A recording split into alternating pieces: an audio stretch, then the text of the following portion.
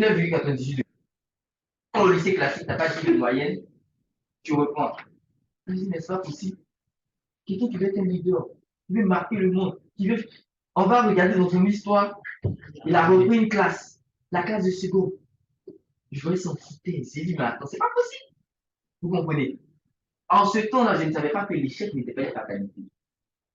Je ne savais pas que souvent l'échec est un moyen de mieux reculer ou mieux sauter. Je ne savais pas ça. Pour moi, l'échec était une fatalité. Donc, je décide, l'année qui suit, la situation s'établit bientôt au niveau de ma mère. Et j'ai un oncle qui décide de me prendre sous sa tutelle pour payer mes études. Donc, l'année qui suit, je saute, je décide de, c'est-à-dire au lieu de reprendre la classe de seconde, je décide de sauter la classe de première pour aller faire la classe de terminale. Et donc, je vais dans un collège privé l'année qui suit. Parce que je me disais que, puisque j'ai échoué, si je pars à ce niveau-là et que je me bats avec mon mention, ça étouffe l'échec passé. Parce que je n'aimais pas l'échec. Bien évidemment, l'année qui suit, je n'ai pas le niveau, c'est sûr. Donc, je dois reprendre la classe.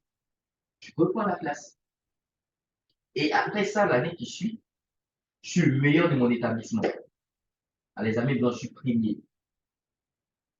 Aux préparatifs de l'examen, on est tellement bon qu'on traite les sujets à l'envers. C'est-à-dire, normalement, on met le problème, on traite jusqu'à la solution, nous, on met la solution et puis on remonte le problème. C'est-à-dire, on a essayé, parce qu'on était. Donc, je partais à l'examen très confiant. Et dans la salle d'examen même, vous comprenez? Voilà. Ça va. Donc, le jour de la proclamation des résultats arrive, je veux partir, le candidat approché, mais j'arrive en retard. Je regarde sur le tableau, je ne vois pas mon nom. Donc, j'ai commencé à rire. Parce que je regarde, je vois des gens que j'ai aidés qui ont leur nom. Je dis, bon, c'est que sur moi, il y a une erreur sur ma colonne. Donc, je me mets dans le rang, non pas pour. J'étais pas découragé, j'étais serré. Moi, je vais voir, il y a quelle erreur sur ma colonne, c'est tout.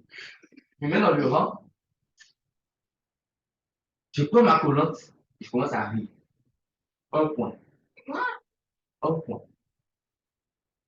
Et je n'ai pas été réfléchi. On pose une réclamation. On pose la réclamation. Le chef de centre, je vais vous expliquer ce qui s'est passé. On pose la réclamation, le résultat vient. Parce que dans la réclamation, on a mis la besoin du bac pour aller étudier à l'étranger, il est tant, il est orphelin, tout ça. Donc, on met ça dans la réclamation, c'est pas. Et on fait le retour de la réclamation. Parce que j'ai moins de classe une, tout ça. Donc, du coup, la réclamation me dit, mais s'il est handicapé, on ne lui donne pas le cas. Le chef de centre était le procès des pièces qu'il nous a pris. Et il demandait à ce qu'on paye. Donc, moi, au lieu de me calmer, la vie m'a beaucoup enseigné. En ce temps, j'étais très euphorique. Oh, je ne paye pas. Et puis, rien, Dieu fait les couilles. Au lieu de me calmer, donc le monsieur m'a remarqué. Tout le monde paye, toi, tu dis, tu ne payes pas. D'accord. Au moins, il faut dire non, je n'ai pas d'argent, excusez-moi. Mais je ne paye pas. Donc, c'est lui qui était le chef de centre. Est-ce que vous comprenez? Vous comprenez? Donc, tout ça, je dis tout ça pour que vous puissiez capter certaines choses. Étant jeune, il y a l'humilité qui doit être cultivée. De toute façon, on ne sait jamais où l'opportunité peut être. Et toutes ces choses m'ont enseigné, vous allez voir devant pourquoi je dis ça. On ne sait jamais où l'opportunité peut quitter. Une personne qui peut sembler méprisable, négligeable, peut être celle qui peut un jour vous ouvrir la porte, vous ne savez pas. Vous comprenez? Et donc, là, maintenant, je fonds en larmes parce que j'avais plus de temps, j'étais désespéré. C'était la première fois de ma vie où je sentais le désespoir au point de penser au suicide. C'est comme ça que ma mère, parce que je ne voyais plus rien devant. Je suis en train la troisième fois. Mais c'est quoi, dans quelles conditions? Pour moi, avoir le bac, je rentre au campus à l'université, voir. Je deviens autonome un peu, j'essaie de. Je dis, mais attends.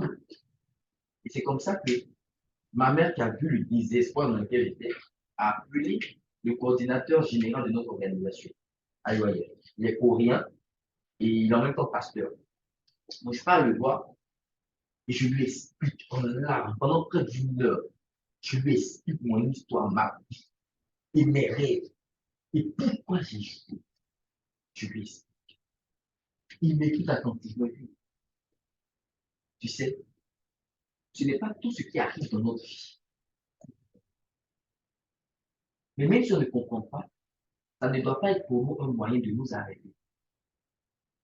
On doit continuer. Si tu t'arrêtes, tu ne comprendras jamais pourquoi c'est arrivé dans ta vie.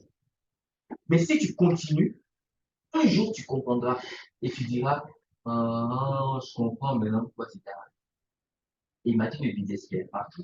Continue. Il ne faut pas t'arrêter. Tu es sur le bon chemin, continue. Et puisqu'il est pasteur également, donc m'a pris l'histoire de Joseph dans la Bible. Pour ceux qui sont chrétiens, l'histoire de Joseph. Est-ce que vous comprenez? Mais c'est comme ça que j'ai écouté, j'ai entendu. Et puis bon, mais j'avais le désespoir, donc il a décidé d'aller au village de mon grand-père, faire mes vacances, et puis revenir sur Abidjan, voir quelle orientation je donnais ma vie. Et c'est comme ça que pendant mon séjour là-bas, je constate que mon grand-père, il est planteur d'EVA. Donc je constate qu'il perd énormément sa production en saison des pluies. Donc je lui demande, parce qu'un jour je sortais de la plantation et puis il avait plu, alors que le matin les ouvriers étaient venus, vous connaissez l'agriculture, alors que le matin les ouvriers étaient venus faire la saignée. Donc normalement jusqu'au soir il y a la production, tout ça, le lendemain ça pollue. Donc je sors de la plantation, tout ce qu'ils ont fait dans la journée, tout est perdu parce qu'il a plu.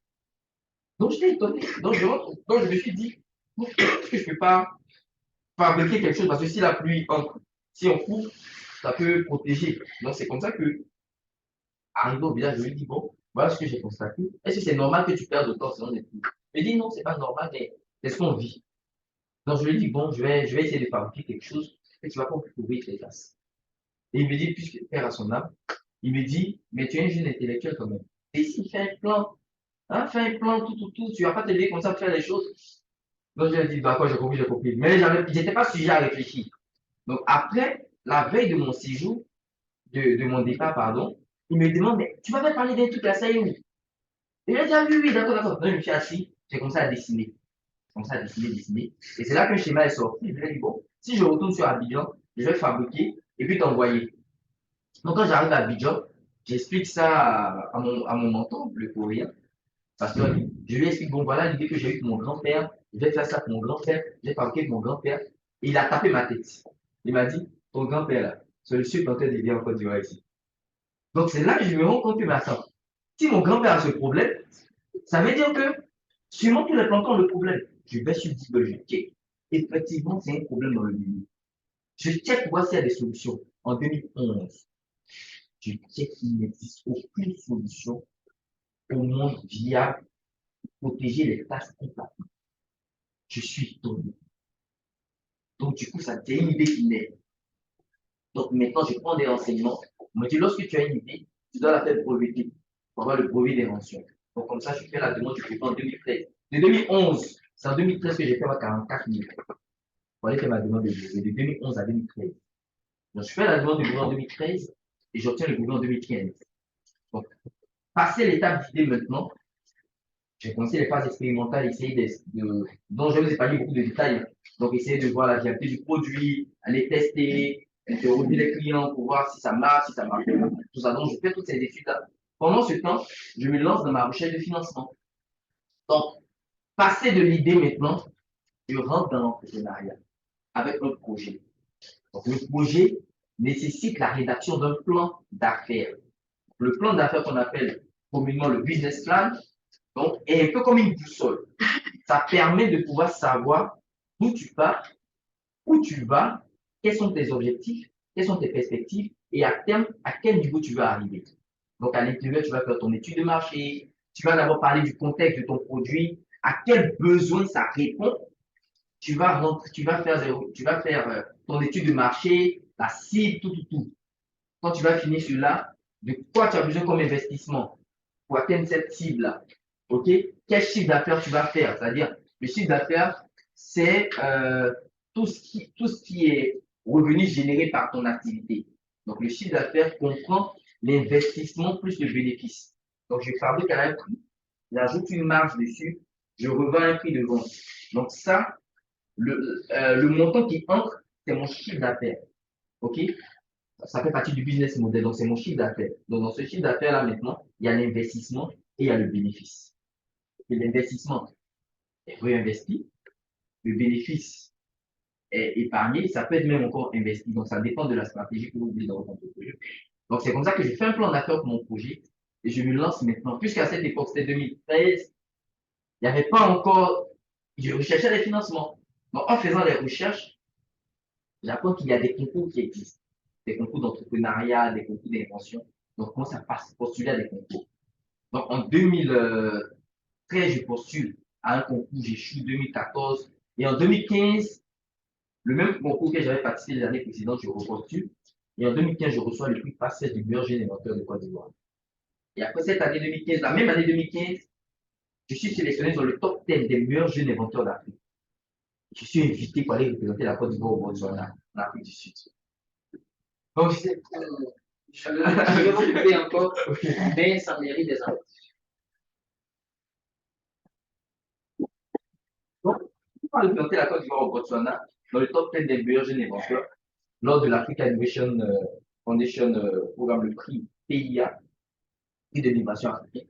Et j'arrive là-bas, au Botswana, où je suis avec les immenses chercheurs, inventeurs d'Afrique.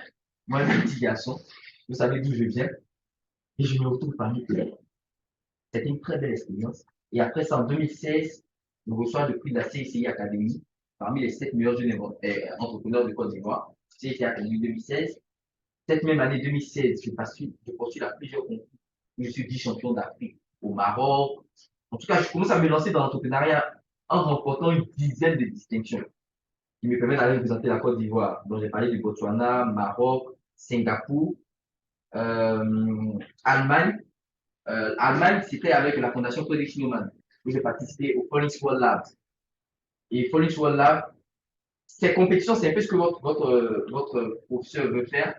C'est-à-dire, vous pitchez votre projet en 2 minutes 30 secondes. C'est pourquoi je disais que 180 secondes, c'était beaucoup. Parce que 180, c'est pas donné. Donc, en 2 minutes 30 secondes, souvent 2 minutes, vous pitchez votre projet. Donc, dans le pitch, vous allez expliquer le projet. Souvent, même l'histoire du projet. Vous allez parler de votre business model, de votre marché, de votre cible. Vous comprenez? Donc, tout cela en 2 minutes 30 secondes. C'est un système comme ça, le pitch élévateur. Donc, tous les entrepreneurs, mais ce n'est pas compliqué. C'est-à-dire, pour faire un bon pitch, il faut d'abord élaborer votre plan d'affaires. Quand votre plan d'affaires est élaboré, maintenant, vous faites un résumé de votre plan d'affaires en expliquant les éléments essentiels du projet. De telle sorte qu'une personne qui est obligation de lui expliquer, comprend le projet. Est-ce que vous comprenez? Et donc, c'est comme ça que je commence à postuler à ces concours-là. Et le Foreign World Lab en 2017 me permet d'aller représenter la Côte d'Ivoire à Berlin lors de la semaine mondiale de la science et de l'innovation, où il y a des prix Nobel qui viennent, tout ça. Donc comme ça, j'ai participé à plusieurs programmes comme ça sur le plan international en représentation de la Côte d'Ivoire. Après tous ces concours-là, le plus important pour moi, c'était de rechercher le financement. Donc, cherchant le financement de mon projet, parce que les concours, c'est bien. Pitch, on sort dans les médias, ok, ça publie sur le projet, on parle de toi, tout, tout, tout. Le plus important pour moi, c'était d'avoir le financement de mon projet. Donc, c'est comme ça que le concours que je participe, l'un des concours que je participe en 2017, 17, 18, c'est tout, qui est le Get in the Ring, c'est 2017, le Get in the Ring, c'est un concours d'entrepreneuriat sur un ring de boxe. J'ai tout essayé. Sur un ring de boxe. Donc, vous avez 5 fois 30 secondes pour prouver que votre projet est le meilleur. Donc, on vous donne 30 secondes. Bonjour, je m'appelle Samuel, c'est mon projet. Le gong sonne. L'autre prend la parole. Moi, c'est le gong sonne. Tu reprends. Donc, sur le plan économique, mon projet, le gong sonne. Lui prend. Donc, c'était comme un concours, comme c'est une battle. Donc, je bats tous les adversaires jusqu'au final. Parce que j'ai tellement participé au concours que j'étais très aguerri. Mais ce n'est pas ça qui a fait ma force. L'humilité. Lorsqu'on est arrivé, on a eu des coachs qui sont venus de l'extérieur, tout ça. Donc, je faisais mon pitch comme d'habitude. Et un mec m'a dit, non, ton pitch, fais-le plutôt comme ça. OK? Parle de l'histoire, explique. Et j'ai changé. Pas parce que ça me plaisait de changer, mais surtout ceux qui organisaient le concours. Ils connaissent mieux le contexte du concours. Donc, et donc, il y a un des adversaires qui faisait un peu comme ce que je faisais. Donc, je lui ai dit, non, ne fais pas comme ça. Il m'a regardé, il m'a dit, c'est pas toi qui as me montré ton époux. J'ai fermé ma bouche, je suis quitté là. Malheureusement pour lui, il a été le premier adversaire. Est-ce que vous comprenez? Donc, j'arrive en finale. Et en finale, on me dit, c'est là maintenant le MC prend la parole pour dire, le parrain de ce concours vient d'entrer dans la salle discrètement, même si c'est pas un homme discret. Voilà, voilà, voilà, voilà, voilà. Donc, je sais qu'il n'aime pas ça, mais on va quand même l'ovationner et puis dire le nom du parrain. Quand j'avais commencé, j'ai fait une liste des personnalités des entrepreneurs ivoiriens ou même africains qui peuvent potentiellement investir dans mon projet. Parce que je recherchais un financement de 200 millions. Je ne pensais pas. Ici, en Côte d'Ivoire. De 200 millions. Ce n'est pas comparable.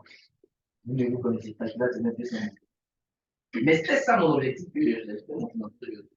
Donc, et il dit le nom du parrain. Et le parrain fait partie de ma shortlist. Il m'attend.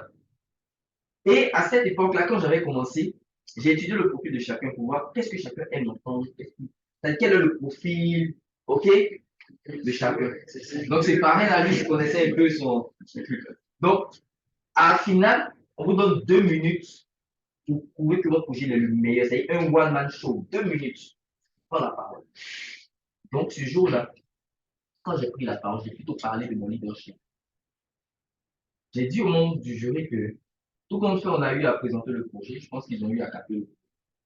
Mais aujourd'hui, s'ils me choisissent pour aller à Singapour, parce que c'est là qu'on veut présenter la Côte d'Ivoire, c'est pas parce que mon projet est le meilleur, mais c'est parce que derrière, il y a une mentalité avec laquelle je suis persuadé que les jeunes Africains peuvent apporter des solutions aux problèmes auxquels ils font. On n'a plus besoin que les solutions viennent de l'extérieur.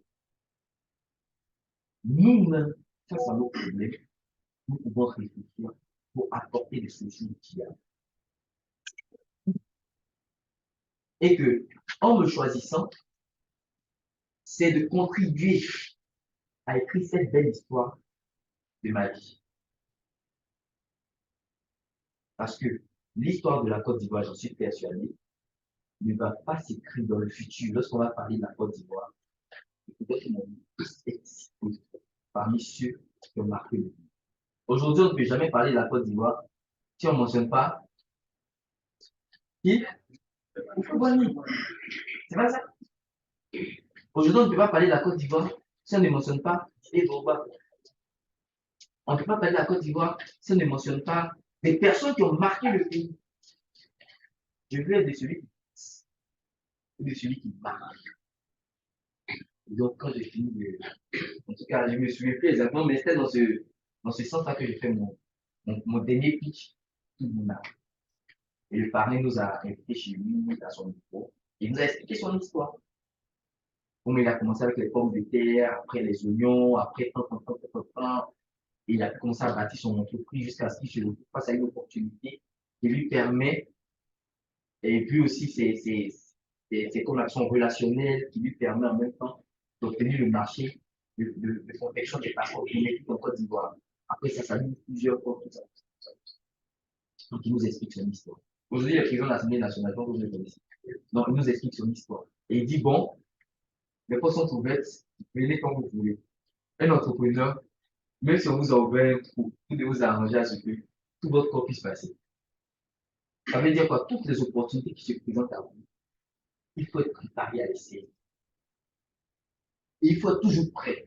Parce que vous ne savez pas où l'opportunité peut être. Donc c'est comme ça qu'il a ouvert cette porte. Donc quand je suis parti à Singapour, quand je suis revenu, commencez maintenant les démarches. Je lui ai dit, oui, c'est bien beau, j'ai eu le prix, je suis allé, j'ai représenté la Côte d'Ivoire. Mais le plus important pour moi, c'est le financement de mon projet. Il me demande, tu as besoin de combien? Et peut-être 200 000. Moi, mais quand je disais que j'avais besoin de 200 millions, je ne croyais même pas. Et ça, c'est le bien. Et il dit, OK, d'accord, il va voir. Donc après, je continue à venir chaque jour. Je viens, je viens, je viens. Donc en venant comme ça, un jour, je suis arrivé, il y avait une bonne nouvelle qui se fêtait. Donc il avait donné à son envoi le champagne, il allait péter le champagne. Je ne sais pas c'était quelle nouvelle. Mais en tout cas, il y avait une nouvelle qui se fêtait. Et puis, elle a dit, ah oui, oui, ça me vient bien. Et puis, il a appelé son analyste financier, il dit, bon, ce jeune-là analyse son projet, Mais quelle que soit l'issue, je finance son projet. Donc, et ce jour-là, je me souviens, j'étais assis dans le hall, quand j'attendais, j'ai eu envie d'aller aux toilettes, je suis allé aux toilettes, ma braguette a éclaté là-bas. Donc, je suis obligé de prendre mon sac mettre devant moi. Donc, ça dit que ma braguette était éclatée, j'étais arrêté là. Est-ce que vous imaginez un peu tout ce bois-là? Donc, non, voilà, je finance son projet. C'est bon, Samuel, ça va? J'ai dit ça. C'est bon, ça peut aller, hein, c'est bon. Ok, vous faites l'analyse et vous me dites ce qu'il fait pour le financement. Oh, je sens ce jour-là. C'est-à-dire, j'avais l'impression que je planais. De 2011 jusqu'en 2018. Et pendant toutes ces années, il ne faut pas imaginer les difficultés dans lesquelles j'étais. Parce que quand j'étais revenu sur Abidjan, j'ai pris une décision. Je me suis lancé, je me suis inscrit en année préparatoire pour continuer les cours, tout ça. Donc, je suis arrivé comme deuxième année de BTS en réseau informatique et télécom. Et c'est cette année, en 2015, que le projet a commencé où j'ai eu le prix, tout ça, tout ça, tout ça, tout ça. Donc, je devais faire une décision. Je suis en classe, on m'appelle, il y a réunion ici. J'ai recherché l'argent, j'ai dit, moi, il faut que je prenne une décision. Vous ne pouvez pas prendre la même décision que moi. Mais c'était une décision personnelle. C'est-à-dire, c'était comme si je traversais un pont, je cassais le pont derrière moi. Ça marche, ma vie n'a plus de sens. Ça, c'est la décision que j'ai prise, c'était une décision dangereuse. Mais par la suite, les événements qui sont arrivés ont rattrapé de nombreux erreurs que j'avais commises. Est-ce que vous comprenez? Donc, c'est comme ça que je rentre dans l'analyse du projet. Et ça prend un an l'analyse. Et au bout d'un an, je pars à chaque fois, je lui dis, bon, tout est OK, on a besoin maintenant de lever les fonds, de lever les fonds. Ça me tape. C'est tout ce processus-là qui dure. Et un soir à 19h, les prix sur la note que les analystes lui ont fait, les prix bon pour financement, lever des fonds, montant. Vous savez le montant? Si. Jusqu'à présent, j'ai ce papier-là. Dans le cabinet, vous comprenez? Et voilà maintenant que j'obtiens le financement pour mon projet. Et l'entreprise démarre en crée l'entreprise Côte d'Ivoire, Société Ivoirienne de Banque. Il devient une filiale du groupe Sénégal. Puis on rentre maintenant dans l'opérationnel sur la commercialisation et la vulgarisation du produit. Et aussi, on commence à développer d'autres stratégies pour s'implémenter de plus en plus dans l'agriculture. Donc, c'est un peu mon parcours. Donc, ce que je veux que vous puissiez retenir, c'est que, mais là encore, et après avoir passé ce cap-là, je vais rapidement terminer ça. Après avoir passé ce cap-là, il y a d'autres réalités qui commencent. Parce que la partie projet, idée, financement, pitch ne représente que 0,000000001% de la réalité de l'entrepreneuriat. Je vous assure. Quand vous allez rentrer, mais c'est là qu'on dit vous devez être des leaders. Parce que la force d'un leader, c'est de pouvoir anticiper, de pouvoir trouver des solutions, être un leader, être un manager. Ok, anticiper. Donc, c'est d'autres réalités dans lesquelles vous êtes. C'est le monde professionnel. Vous avez des clients à qui vous livrez le produit qui ne paye pas à temps. La filière dans laquelle vous intervenez est en crise. Il y a plein de choses qui se passent. Stratégie commerciale, stratégie marketing. OK? Est-ce que les ventes, est-ce que le respect des délais, est-ce que les clients ont reçu leurs produits, est-ce qu'ils sont satisfaits, est-ce qu'il y a des retours, comment on anticipe, service après-vente, mission à l'intérieur, prospection. Donc, c'est un autre monde dans lequel on entre. Ça, c'est là où on parle d'être chef d'entreprise. Le projet fonctionne, le projet tourne et on est dans l'opérationnel, dans un fonctionnement normal d'une entreprise. Est-ce que vous comprenez? Donc, ce que vous devez retenir, c'est que moi, je suis persuadé, et je reste persuadé qu'il y a un potentiel en nous tous. Mais très souvent, les difficultés dans lesquelles nous sommes, nos réalités, vous savez, et ça, je le disais une fois lors d'une interview, ce qui pousse beaucoup d'entrepreneurs à abandonner, ou bien même ce qui peine beaucoup de personnes à rentrer dans l'entrepreneuriat, c'est la peur de l'échec. Non seulement la peur de l'échec, et l'échec même en lui-même. pour ceux qui sont dans l'opérationnel. Pourquoi? Lorsque vous commencez l'entrepreneuriat, vos réalités quotidiennes viennent se mêler à vos réalités de l'entrepreneuriat. Pendant que vous poursuivez votre projet, pour ceux qui sont autonomes, il y a le loyer à payer. Si vous avez des enfants, il y a des enfants à prendre en charge. Si vous vivez chez les parents, ils vous regardent sortir chaque jour, ils ne comprennent pas ce que vous avez fait. Vous avez des besoins. OK? Donc, il y a les réalités quotidiennes, les réalités de la vie. Mais vous ne devez jamais vous laisser submerger ou dominer par vos réalités quotidiennes. Parce que vos réalités quotidiennes vont vous emmener à chercher des raccourcis. Vous devez affronter ces réalités et vous mettre au-dessus de ces réalités. Parce que ce n'est pas elle qui détermine votre avenir. En vous, il y a un potentiel. Vous avez la capacité de révolutionner votre environnement, de révolutionner votre monde. Vous devez rêver. Vous devez créer. C'est comme ça que vous allez réussir à changer votre monde. Les réalités vont dire ce que vous vivez au quotidien. Il ne doit pas déterminer. Le système ne doit pas déterminer votre vie. Les gens rentrent à l'université, ils font des années sur le campus. Il y a souvent des problèmes. OK? Mais ils se laissent emprisonner par leur environnement quotidien. Ils ne connaissent pas ces problèmes. Mettez-vous dessus. Regardez vos problèmes du haut. Ça vous permettra de mieux réfléchir, de mieux les appréhender et prendre les bonnes décisions. Ça demande énormément de sacrifices. Ça demande énormément de don de soi. Mais ça demande aussi de la détermination, de l'audace, de la persévérance. Je vous ai épargné beaucoup de détails, mais je vous assure qu'il y a eu des moments où j'ai voulu déchirer le brevet d'émotion. J'ai crié merde. C'était une histoire. Est-ce que l'entrepreneuriat est obligé? Je vous assure. Mais si sacerdoce, c'est quelque chose que j'ai décidé. Une décision que j'ai. Et vous savez, si vous acceptez le fait que, ou si vous découvrez le fait que vous êtes une personne exceptionnelle qui peut apporter quelque chose, si vous découvrez cela, votre manière de réfléchir est pareille.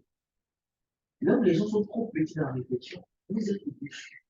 Vous êtes au-dessus de tout. Parce que vous avez su ou accepté qu'en vous, il y a la capacité dépasser les limites. Aujourd'hui, mon entreprise qui intervient principalement dans la commercialisation du dispositif RainProtect, dont j'ai parlé les mentions, cette année, on a décidé d'ouvrir les tentacules de l'entreprise. Ne pas nous focaliser seulement sur ce produit. Mais on veut arriver à l'agro-industrie, l'agro-transformation, pour l'autosuffisance alimentaire. On veut arriver à ce volet-là. Donc, j'ai mis en place la stratégie. Je dis, bon, ça demande un investissement qui est énorme. Donc, pas étape par étape, étape. Et il y a une chose aussi que vous devez savoir. Bon, laissez-moi finir sur cette dernière partie et puis je vous dis. Et on a mis en place des stratégies. Et les portes ont commencé à s'ouvrir. On a dit de se lancer dans la production agricole, dans plein de choses, à des dimensions industrielles, pas à des petites dimensions. Les dimensions industrielles. Et la Côte d'Ivoire est un pays où il y a beaucoup de manque. Ça veut dire que si on est entrepreneur, que tu fais une entreprise, que tu fais quelque chose, tu n'as pas de concurrent en réalité. Les concurrents, c'est dans la technologie, c'est dans la truc, mais tu n'as pas de concurrent en réalité. Tu n'as que des collaborateurs, des entreprises collaboratrices. Parce que la demande est forte. Par exemple, le groupe, par exemple, nous a confié un projet dans la pisciculture, on a besoin de voir, d'explorer le secteur de la pisciculture. Je suis quelqu'un, quand on te donne un petit point, le mariage lorsque ça devient une maison, un petit point de mariage lorsque ça devient une maison. C'est-à-dire, je développe, c'est-à-dire, je ne m'arrête pas toujours au petit niveau. J'ai confié ce projet, je n'ai pas fait la pisciculture. Je me suis lancé dans les recherches.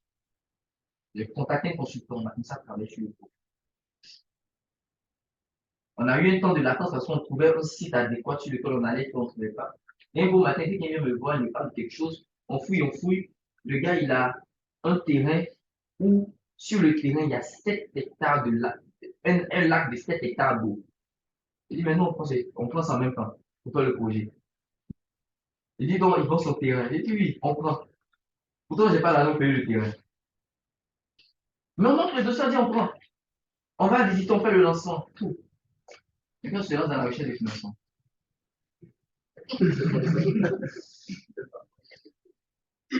On met en place nos stratégies. Dieu merci, on a abouti quand même à un coup. Donc, on met en place ces stratégies. Et puisqu'on a décidé de faire ça, il y a un Libanais qui m'avait approché qui me dit que lui, il veut faire 200 hectares d'avocats.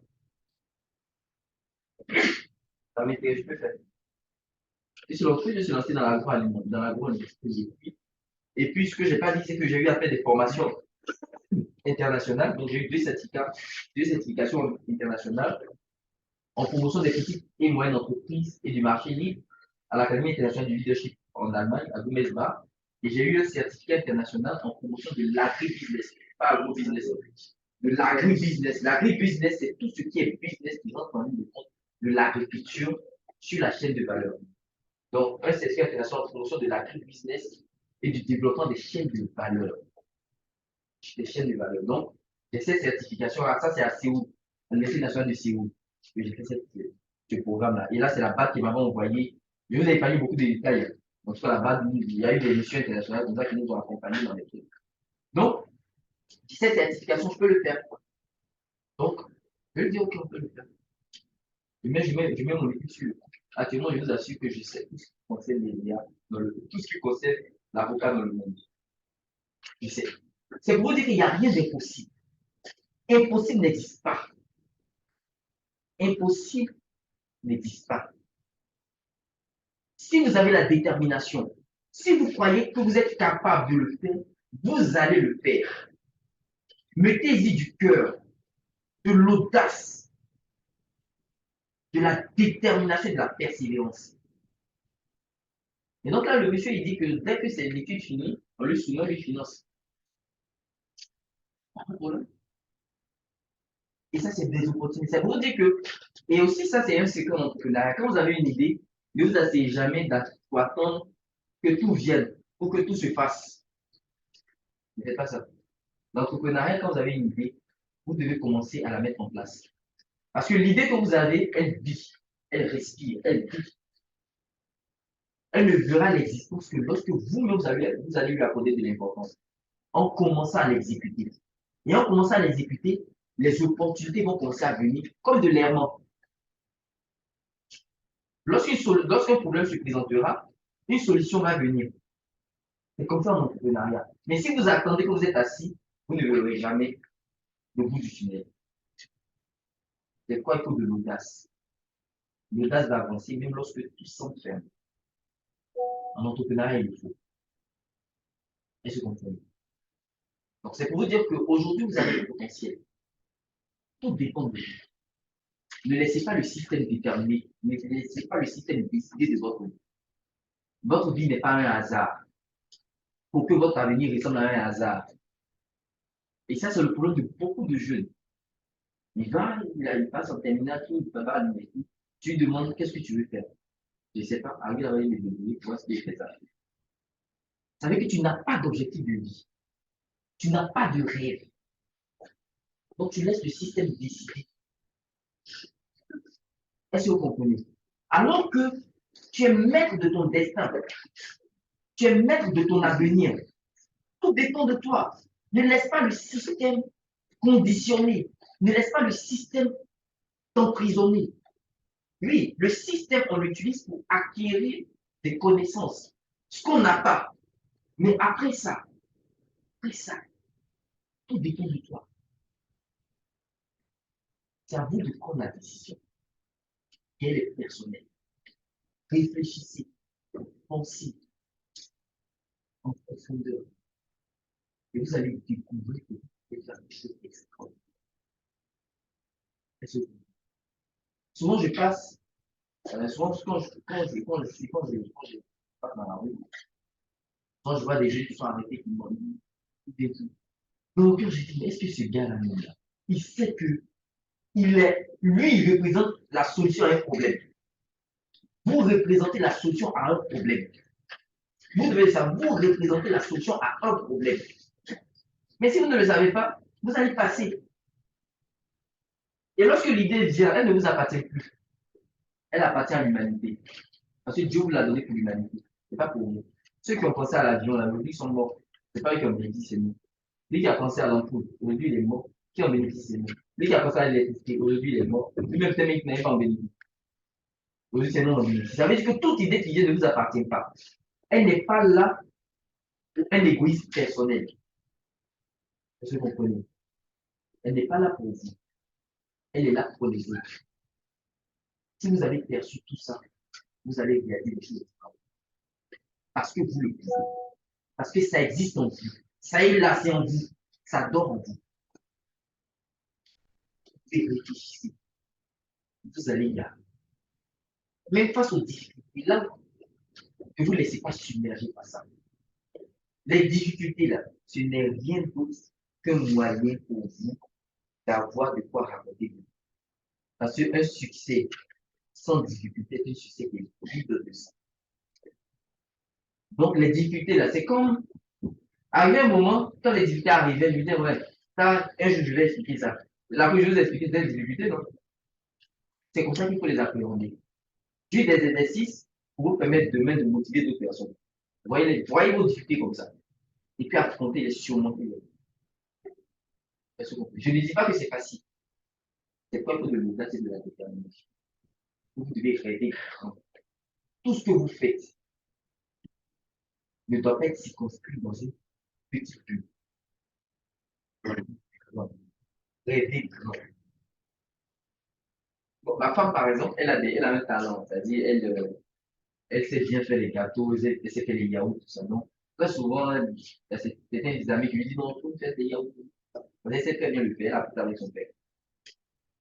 Et elle est en train de faire tout ce que j'ai goûté, c'est bon. Et puis je lui ai dit, mais ça, c'est une usine qui est là. C'est-à-dire, je ne vois jamais, je ne vois jamais une usine chez eux. Donc j'imaginais, mais attends, c'est une industrie. Le lait est importé pour faire du yaourt. Mais attends, si elle a ce talent, qu'elle commence, qu'elle augmente sa clientèle et qu'elle arrive à 2, 3, et qu'elle commence à vendre dans des surfaces. Mais attends, après même, on doit importer le lait. Mais au lieu d'importer le lait, il suffit de mettre les vaches laitières ici. Ces vaches vont commencer à produire du lait. Non seulement ils l'utilisent, elles, mais on peut en vendre aussi à toutes les industries de confiserie, toutes les industries d'agroalimentaire. Parce que les biscuits, il faut du lait. Ok? Tout ce qu'on fait, il faut du lait. Les gâteaux, les pâtisseries, il faut du lait. Mais tout ce lait vient d'où? On ne produit pas de lait en Côte d'Ivoire. On importe. Donc, ça veut dire qu'on pourra. Vous voyez un peu? C'est-à-dire, quand vous avez une idée, quand quelque chose se présente à vous, rêvez toujours grand. On doit vous appeler le rêveur. Rêvez toujours grand. Voyez toujours loin. Ne vous limitez pas à la petite existence. Ça va vous conditionner, ça va vous emprisonner, ça va vous enfermer. Développer. Qu'est-ce que tu fais ici? Développer.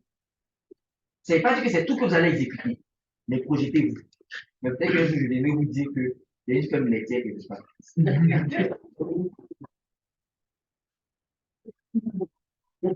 Un dernier exemple, excusez-moi.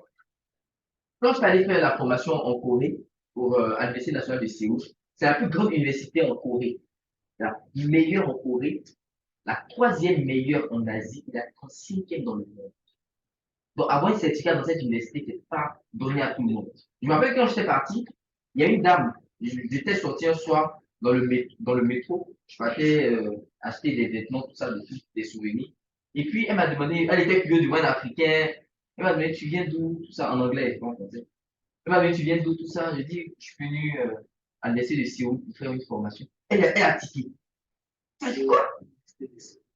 Université nationale de Séoul? J'ai dit, oui, oui, je suis là pour une formation, tout. Et puis il était étonné. C'est-à-dire, peut-être qu'il allait m'applaudir, mais il était étonné. Parce que nous-mêmes, qui sommes contents des Coréens, on sait que c'est la meilleure université en Corée. Quand moi j'étais là-bas, il y a des familles qui payent des colonies, pas colonies de vacances, colonies qu'on appelle de visite. C'est-à-dire, dans l'été, il y a un hôtel. C'est là même que je t'ai logé. c'est-à-dire les personnes en Corée, leurs enfants au primaire, ils envoient les enfants à travers des institutions, une semaine à l'université, ou bien quelques jours. Donc, c'est des visites. On leur montre l'université. Des enfants hein, qui sont primaires ou bien au collège. On leur montre l'université, les sciences, voilà. Parce que c'est la meilleure. Tu peux pas rentrer. Ce sont les meilleurs qui rentrent dans cette université. Et effectivement, c'est la meilleure. Je vais vous expliquer tout à l'heure l'exemple. Et ils envoient les enfants. Et les enfants se promènent dans l'université pendant tout ce temps-là pour faire naître en eux le rêve de vouloir rentrer dans cette université. Les parents investissent comme ça pour donner un rêve à leur enfant. Parce que le rêve, c'est ce qui nous détermine. Si j'avais pas de rêve, si j'avais pas de rêve, mon avenir allait ressembler à quoi? Si j'avais pas de rêve, c'est le rêve qui détermine votre existence. Si vous n'avez pas de rêve, si vous n'avez pas d'objectif fixe, ça veut dire que vous vous laissez comme une feuille qui se laisse emporter par le vent. C'est le rêve qui détermine votre avenir. Et des parents font rêver leurs enfants de cette façon-là. Et donc, à la formation là-bas, ils nous ont expliqué un peu la mentalité coréenne à travers un mouvement qu'on appelait le Semaul Undong. C'est le mouvement qui a révolutionné la Corée du Sud. C'est un mouvement qui est parti du don de soi des populations rurales de Corée. C'est-à-dire, un jour, les populations n'ont plus à attendre. Pourquoi on doit attendre que tout vienne du gouvernement? Donc, il y a une ville qui elle-même a construit un pont. Parce qu'il était difficile d'accéder à cette ville-là, parce qu'il y a un fleuve, une rivière qui passait. Donc, les habitants de la ville eux-mêmes se sont cotisés. Et puis, ils ont fait leur pont. Donc, un jour, il y a un des présidents qui passait, et qui a vu ça, il était étonné. Combien des habitants de village? Normalement, la pensée commune, c'est que tout le monde attend. Le président, il va faire le pont, on attend qu'il fasse. Mais ils ont cotisé, et puis ils ont fait leur pont. Et il a dupliqué ce modèle partout. Donc, en Corée, tous les villages qui avaient des besoins en infrastructure, tout, ils émettaient le besoin. L'État les aidait en envoyant peut-être du ciment, mais c'est eux-mêmes qui vont ramasser le sable. Parmi eux, il y a des maçons. Ce sont les maçons qui vont construire l'école. Et tout ça, on n'a pas besoin de payer quelqu'un. Est-ce que vous comprenez? Le développement communautaire par les personnes qui vivent sur place. Et ce mouvement est devenu tellement grand que, en 2000, dans les années 80, vous savez que le président était venu en Côte d'Ivoire ici prendre conseil avec Houphouët-Boigny, le premier président coréen après la guerre. Celui par qui Hyundai est né, qui a aidé, tout ça, mais pas tu connais très bien l'histoire. Donc, le président était venu en Côte d'Ivoire ici prendre des conseils avec Houphouët-Boigny. Lorsque la Côte d'Ivoire fait le miracle économique ivoirien. Les Abidjanais faisaient Abidjan, Paris, Abidjan, dans les années 80. Les Ivoiriens, les Abidjanais partaient faire marché à Paris, venaient à Abidjan. C'est la vérité, hein? Puis c'est la vérité. Ils partaient faire le shopping en France pour revenir, la bourgeoisie. Mais Ivoiriens étaient à un niveau que vous ne pouvez pas. Miracle économique ivoirien, la Côte d'Ivoire n'était pas un pays. La Côte, tout ce que vous faites faire là, c'est qu'on voit tout le monde. Mais imaginez-vous ces immeubles que vous voyez. Quelle date était la fondation qui se fait de Yamsoko? Visitez la fondation qui se de Yamsoko. Visitez l'INPHB de Yamsoko. Dans les années 80-90, en Afrique, la Côte d'Ivoire n'était pas camarade de quelqu'un, je vous assure. On était à un autre niveau, miracle économique, basé sur l'agriculture. Donc, le président est venu ici, prendre des conseils avec vous. Comment il peut faire le miracle économique pour vous? Il y a même un président africain, Omar Bongo, qui a offert du riz en Corée, parce qu'ils ont traversé une période de famine. En reconnaissance, ils ont mis son nom sur une de leurs voitures. Les Kia, il y a des voitures, un peu comme des charges là, qui chargent les bagages, il écrit dessus Bongo. Bongo 1, Bongo 2, Kia. C'est le nom du président. En reconnaissance, ils ont mis son nom sur leur voiture, Kia Bongo 1, Bongo 2, Bongo 3. Ça veut dire que certains pays africains étaient à un certain niveau. Mais aujourd'hui, la Corée est la 10e puissance économique mondiale. Et vous comprenez. Et ça, bon, c'est pas l'objet du coup, mais je peux vous expliquer un peu. C'est que la Côte d'Ivoire était dans un élan ça a été sur une trajectoire. Et c'est cette trajectoire que la Corée a suivie. Le conseil que le président coréen a pris avec Ousmane, c'est ce qu'il a appliqué que dans les années 2000, quand on a fait la formation, jusqu'aux années 2000, la Corée, en termes économiques, était, s'il y a une coupe, je peux dessiner ça. C'est-à-dire, si vous faites comme ça, non, c'est pas grave. OK? La Corée était comme ça. C'est-à-dire, ils oscillaient comme ça, en bas. Et à partir des années 2000, Leur développement était comme ça. Et ils se sont ici à la 10e place économique mondiale. À partir des années 2000, c'était comme ça. Ils ont oscillé comme ça depuis les années 60, 1960, jusqu'aux années 2000. La stratégie Oufoué, et c'est après réflexion que j'ai compris, Oufoué avait une stratégie, c'était quoi? Le pays est pauvre. Donc, on part d'abord sur la production de matières premières pour servir les hommes de l'extérieur. L'argent qui entre nous permet de former nos cadres, nous permet de développer nos ingénieurs. Pour que tous ces cadres-là, jusqu'aux années 2000, aient une compétence accrue pour le développement industriel de la Côte d'Ivoire. Mais malheureusement pour nous, après les années 80, 85 par là, il y a eu la crise économique qui a commencé. Est-ce que vous comprenez? C'était une crise mondiale, mais les grands groupes occidentaux en ont profité pour, pour casser la Côte d'Ivoire. C'est le vrai sens qui est là. Pour casser la Côte d'Ivoire. Parce que l'élan du feu, la trajectoire du feu à partir des années 2000, la Côte d'Ivoire montait. Est-ce que vous comprenez? Donc, il y a eu des crises répétitives qui ont commencé, des crises internes, tout ça qui a commencé jusqu'à ce qu'on rentre dans une rébellion armée pardon, un coup d'État en 99. Et finalement, notre cadre ne se concentre plus sur le développement industriel, mais se concentre sur la politique, le pouvoir. Est-ce que vous comprenez? Déviation de trajectoire. Et la Corée a continué ça. Mais eux, la différence, c'est qu'ils n'avaient pas de matière première. La Corée, c'est 70% de montagne. Donc, qu'est-ce qu'ils ont fait? Ils importent la matière première des pays en briques, ils transforment et puis ils exportent en produit fini. Donc, il y a de la valeur ajoutée. Donc, la Corée qui n'a pas un seul goutte de pétrole dans son sol est le premier pays exportateur de produits pétroliers. Ils n'ont pas de fer dans leur sol, mais ils sont le premier pays naval au monde, c'est maintenant que la Chine est rentrée. Ils sont le premier pays producteur de fer au monde. Peut-être qu'ils n'ont pas de fer dans leur sol. C'est eux qui ont construit Dubaï. Est-ce que vous savez ça? Ce sont les Coréens qui ont construit Dubaï. La plus haute tour à Dubaï, le Burj Khalifa, là, c'est fait par Samsung.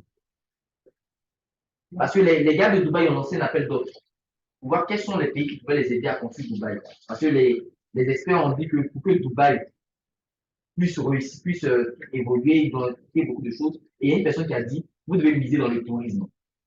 Donc, comment dans le tourisme, il y a des pays désertiques? Et c'est pour ça qu'ils ont lancé l'appel d'offres et puis des pays sont venus, ils épanouissent beaucoup de choses. Mais, et en suivant cette trajectoire-là, jusqu'aux années 2000, ils avaient des ingénieurs capables, qui avaient une maîtrise de l'industrialisation. Ils ont comme ça lancé le pôle industriel pour transformer les matières premières et les vendre au monde avec de la valeur ajoutée. Pic, ils sont montés à la 10e place économique mondiale. Mais la Côte va être déviée de sa trajectoire. Et c'est nous qui devons la remettre sur sa trajectoire. Est-ce que vous comprenez? Et vous pouvez y arriver. Donc, pendant cette formation-là, avec ce modèle dont j'ai parlé, et c'était tellement compliqué que, ça, je veux le dire pourquoi. Arrivé un moment, il n'y avait pas d'argent, il n'y avait rien. Le pays était pauvre. Donc, ils envoyaient des gens à l'extérieur pour travailler, pour faire rentrer le dollar en Corée, pour que la Corée ait un peu d'économie. Donc, ils avaient des projets sur lesquels ils devaient se lancer, pour lesquels ils n'avaient pas d'investissement. Parce qu'ils avaient voulu faire une usine de fonderie en Corée. Et dans cette usine de fonderie, la Corée n'a pas de fer. Donc, toutes les études ont montré que celui qui investit dans une usine de fonderie en Corée, c'est une perte. C'est une perte. Ils ont fait, puisque après la guerre, il y avait des indemnisations qui devaient avoir, donc ils sont lancés dans les recherches de financement et personne ne voulait les financer.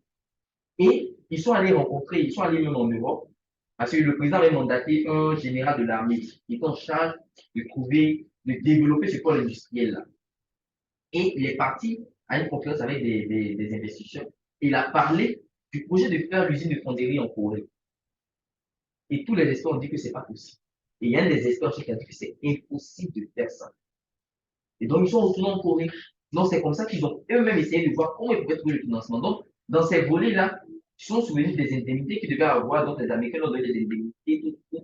Et ils ont lancé une cotisation nationale. C'est que dans le village, tous ceux qui avaient de l'or, tous ceux qui avaient des trucs, vous partez au comptoir, vous déposez. C'est vieux. C'est-à-dire, quand vous regardez les vidéos, ça donne la chair de tout, ça donne le cœur.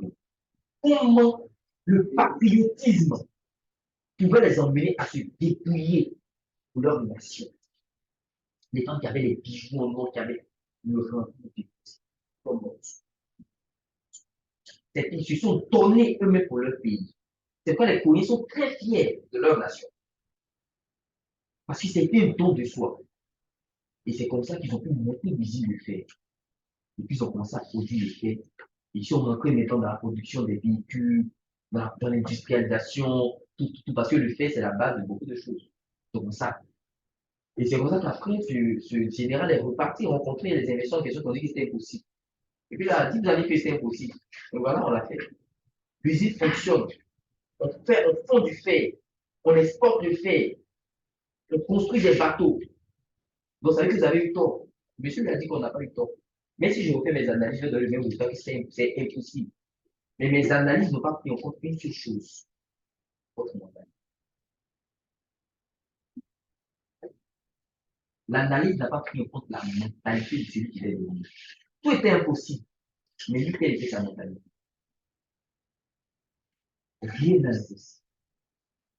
Et même dans cette même histoire, il y a le DG de Hyundai quand ils ont commencé, dont on l'utilise très souvent dans nos formations. Quand ils ont commencé leur usine de. Quand ils ont commencé avec Dubaï, qu'ils ont lancé l'appel d'offres, ils sont partis. Dubaï, c'est le désert. Il n'y a pas d'eau. Donc, ils ont mis en place un système de désalinisation de l'eau de mer pour en faire de l'eau potable.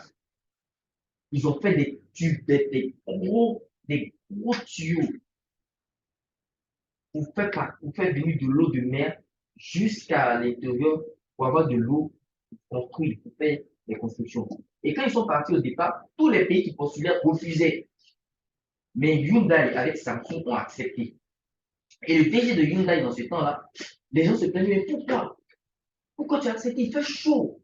40 degrés à l'ombre, plus de 40 degrés à l'ombre. Plus dans la Dubaï. Plus de 40 degrés à l'ombre. Tu peux pas, il fait chaud.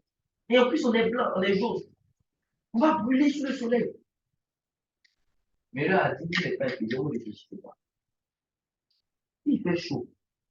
Dans la journée, on dort. Et puis la nuit, on travaille. C'est tout. Pourquoi? Il n'y a rien qui est impossible. Il fait chaud, on ne peut pas travailler sous le soleil, effectivement. Mais profitons de cela pour dormir, pour nous reposer. Et puis la nuit, ils mettent des projecteurs et ils travaillent. Il y a le soleil.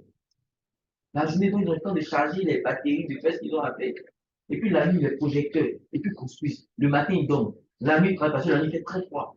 La nuit, ils travaillent. C'est parti d'une expérience qu'il avait vécue. Quand il était encore dans les difficultés dans le temps, il travaillait sur un chantier. Et puis, quand il dormait les matins, il y avait, comment on appelle ça? Il y avait les puces qui montaient sur lui pour le piquer, pour sucer le sang, les puces. Et il a changé de stratégie, il ne dormait plus par terre, il dormait sur les bancs. Mais il voit que les puces montent sur le banc, et puis les puces le piquent pour sucer le sang. Donc, c'est parce qu'est-ce qu'il a fait? Il a mis les pieds du banc dans des bassines d'eau.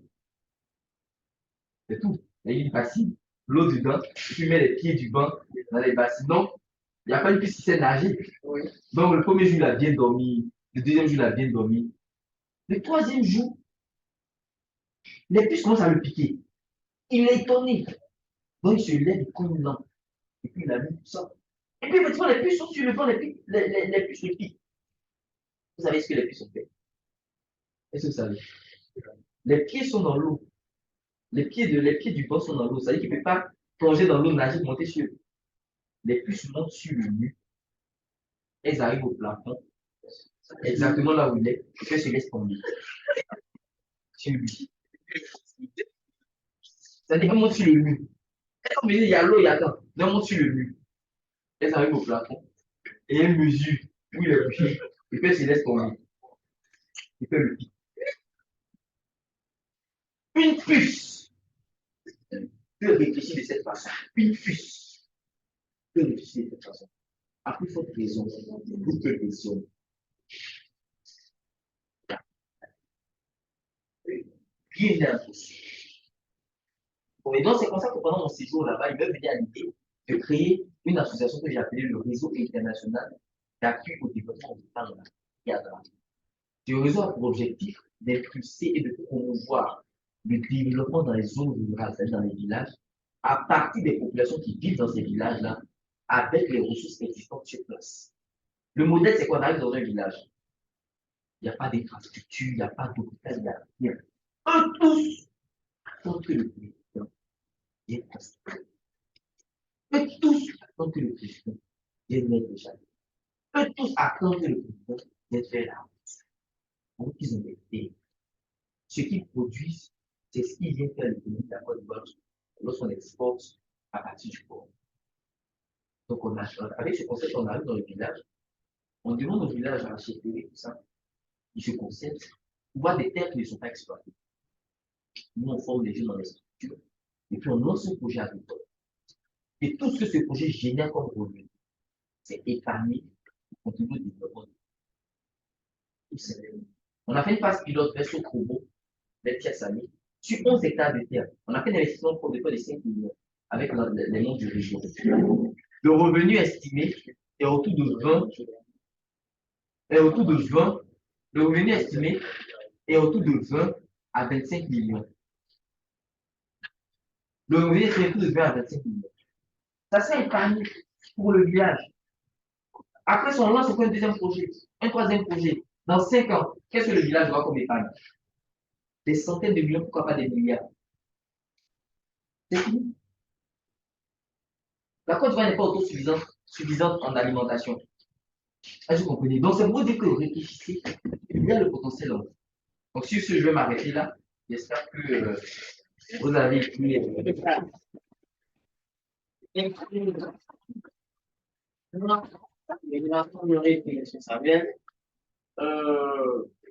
Je vais rappeler encore une chose parce qu'on m'a appelé, c'est un peu d'élection, donc c'est pas prudent, il vient d'arriver, il ne faut pas qu'on casse le tout, donc on va me suppose, pas prochainement, si on ne peut pas, et je ne peux pas le traîner, je peux pas se passer l'arrêter parce que comme ça m'est donc, M. Samuel, merci beaucoup.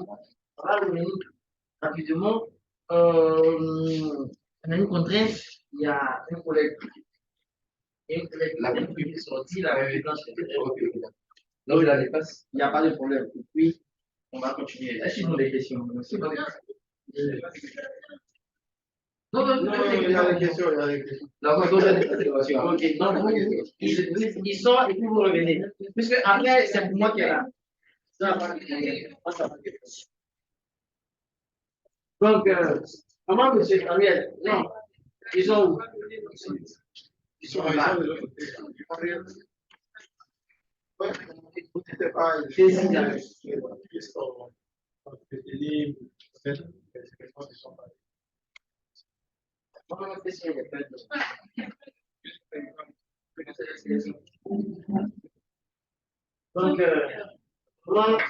il y a combien de personnes en ligne? Il y a 0 participants. Et tu sont partis? Si, monsieur, on est là, on est là, on est là. Ah! Attends. Pourquoi c'est ça? Ah, ok. Ok. Donc, en ligne, vous avez entendu, vous avez écouté monsieur Samuel Série. Donc, c'est Série, la France. Donc, il nous a entretenu un peu sur son expérience, ses difficultés, comment est-ce qu'il est arrivé à mettre en place sa structure. Il est venu d'une idée. C'est bon? C'est même pas dans son domaine même. C'est bon? D'un constat qu'il a vu, et puis il s'est jeté dedans. C'est bon, non? Mais comme il dit, il y a eu beaucoup de difficultés, il n'a pas baissé les bras. Et ce sont les expériences que je vais partager avec vous. Ceux qui veulent se lancer, hein? Parce que moi, je sais que ce n'est pas facile. Mais comme je n'ai jamais fait, je ne peux pas envoyer des gens qui sont déjà dedans. Voilà, pour qu'ils partagent un peu leurs difficultés, leur expérience. Donc, c'est un peu ça, et je pense que l'échange sera fructueux parce que à la fin de la rencontre, pas le voir. par rapport au projet que nous sommes en train de lancer, concernant mon projet en 180 secondes, comment est-ce qu'il peut aussi, avec son expérience, encadrer ces jeunes qui seront retenus pour, comme on dit, comment est-ce qu'on les appelle ce ne sont pas des coachs, comment est-ce qu'on les appelle? Des mentors. Voilà, je pense un mentor qui pourra au moins encadrer les différents jeunes. Voilà. Donc, si vous avez des questions en ligne, est-ce que vous avez des questions? Monsieur, il y a une question. Ok. Tu te présentes et puis tu poses ta question. C'est compris.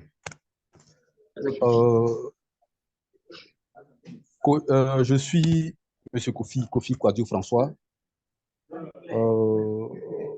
Étant donné que je suis dans l'objectif de me mettre un jour à mon propre compte également, je vais poser une question au conférencier. Mais avant cela, j'aimerais lui dire merci pour son expérience partagée. Voilà, c'est vraiment motivant et c'est intéressant de savoir qu'il y a des gens qui sont devant nous dans ce que nous voulons faire. Cela dit, ma question tourne autour de la fiscalité au niveau des PME. Les statistiques nous font savoir que 80% des entreprises qui naissent en Côte d'Ivoire disparaissent après 3 ans d'existence. Et en partie, cette disparition est due à la fiscalité, voilà, qui les plombe. Donc, j'aimerais savoir, au vu de son expérience, est-ce que la fiscalité, effectivement, a eu à lui poser des problèmes? Est-ce que on nous dit ordinairement que notre État ne met pas en place un système pour accompagner les nouvelles entreprises? Est-ce qu'au niveau fiscal, est-ce qu'il y a des faveurs, des facilités qui sont faites aux nouvelles entreprises ou bien aux nouvelles PME qui naissent, comme dans certains pays où on permet à une PME de ne pas payer peut-être certaines taxes sur la première année ou bien sur les 2 premières années. Voilà. Est-ce qu'il y a des facilités comme ça qui ont permis à notre conférencier de souffler un peu au début de la création, ou bien il nous conseille quoi concrètement? Parce qu'on me fait savoir également qu'il y a beaucoup qui préfèrent travailler dans l'informel à cause de cette histoire de fiscalité. Et c'est lorsqu'ils commencent à sortir la tête véritablement dans l'eau, voilà, ils font certaines déclarations pour commencer à faire face à cette fiscalité-là. Donc, monsieur le conférencier, vraiment, j'aimerais avoir votre avis et puis voilà, vos conseils sur cette partie-là. Merci. Donc, je vais reprendre déjà. Donc, au niveau de la fiscalité, effectivement, c'est un gros problème pour toutes les entreprises, hein, que ce soit les startups ou bien que les grandes entreprises. C'est un gros problème. Moi, je la vis parce que moi, mon entreprise, c'est une SA. Donc, du coup, c'est très lourd en termes de fiscalité. Mais pour les startups, pour les PME, effectivement, il y a des facilités. Au départ, quand j'avais créé ma première entreprise, en 2016, il y avait des possibilités d'avoir des exonérations sur 3 ans, je crois. Ou pendant 3 ans, vous n'étiez pas assujetti par ça, mais il fallait se lier à on appelle ça des CGA. C'est ça, non qui l'a dit tout à l'heure là? Ça, CGA. CGA, oui, voilà, oui, les CGA. Faites ça à des CGA qui vous accompagnaient, qui vous aidaient dans ce sens-là. Mais aujourd'hui, il y a maintenant le statut de l'entrepreneur. De l'entrepreneur. Donc, avec ce statut-là, il y a des facilités encore plus idoines pour les jeunes entreprises, pour ceux qui sont dans l'informel, qui veulent passer au formel. Mais moi, par exemple, la stratégie que j'avais adoptée, c'est que au départ, puisque je ne vendais pas encore et puis l'activité n'était pas vraiment dans l'opérationnel, mais je devais créer l'entreprise. Donc, ce que je faisais, c'est que c'est vrai que j'avais quelques petites activités qui étaient des sources de revenus, mais je faisais une déclaration néant. C'est-à-dire, j'ai vu un comptable qui faisait des déclarations néant sans déclarer effectivement comment l'activité se comptait parce que ce n'était pas vraiment des revenus assez importants, assez conséquents. Mais il fallait toujours faire les déclarations. Donc, quand vous êtes une jeune entreprise, il faut toujours faire les déclarations. Si vous n'avez pas vendu ou si vous n'avez pas exercé ou vous n'avez pas eu de revenus, vous déclarez, mais vous déclarez néant. Ça veut dire qu'il n'y a pas eu d'activité, il n'y a pas eu de revenus. Et souvent, les revenus qui viennent peuvent être très minimes. Parce qu'une start-up, surtout dans le domaine dans lequel tu interviens, c'est pas tout le temps que l'argent entre. Voilà, donc un temps à la fin, tu dois payer des impôts. Donc d'abord, il faut bénéficier des exonérations qui existent sur la période. Et aujourd'hui, il faut rentrer dans le système du statut de l'entrepreneur. Voilà, il y a assez de facilités là-bas où sur une certaine période, vous ne devez pas payer l'impôt, vous avez certains allègements, tout ça. Voilà. Donc là, c'est il faut voir, il faut faire des recherches au niveau du CPC même, au niveau du CPC et aussi au niveau des agences d'appui à l'entrepreneuriat, même avec le ministère de l'Emploi jeune, tout ça, le ministère de la Jeunesse et de l'Emploi jeune. Donc il y a des allègements qui existent aujourd'hui. Je n'ai pas tous les détails sur ça, mais il y a des allègements qui existent. Mais si vous ne partez pas à l'information, vous allez vous lancer et puis vous allez subir comme si, parce que souvent, quand vous partez, si vous créez votre, par exemple, si vous n'avez pas l'information que vous créez aujourd'hui une entreprise, une SARL, une petite entreprise, si à la fin du mois, vous partez aux impôts, vous dites que vous voulez déclarer, vous voulez déposer l'argent, ils ne vont pas refuser. Hein. Ils ne vont pas refuser, ils vont prendre, parce que c'est la fiscalité, c'est comme ça. Mais si vous avez l'information que vous avez, vous l'utilisez.